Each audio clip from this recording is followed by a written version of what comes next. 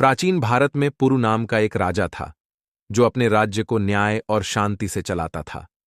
वह एक वीर और साहसी योद्धा था, लेकिन उसके दिल में हमेशा एक खालीपन था जिसे वह किसी से साझा नहीं कर पाता था।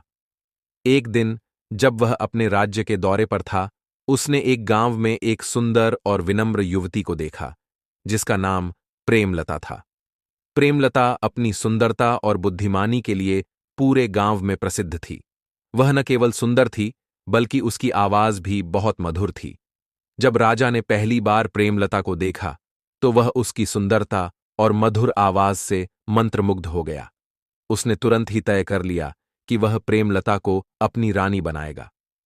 राजा ने प्रेमलता से अपनी भावनाओं का इजहार किया और उसे विवाह का प्रस्ताव दिया। प्रेमलता ने राजा के प्रस्ताव को स्वीकार किया, लेकिन उसने एक शर्त रखी।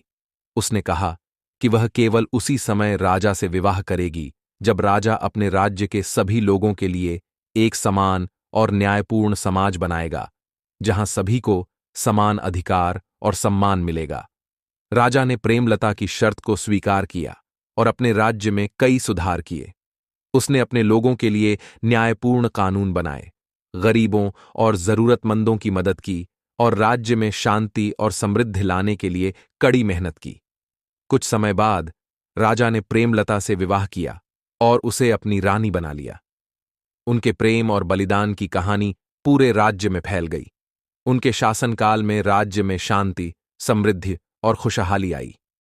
राजा पुरु और रानी प्रेमलता की यह सच्ची प्रेम कहानी आज भी लोगों को यह सिखाती है कि सच्चा प्रेम केवल व्यक्तिगत सुख और आनंद के लिए नहीं होता, बल्कि उसमें बलिदान, समर्पण और अपने प्रिय के लिए कुछ करने का भाव होना चाहिए।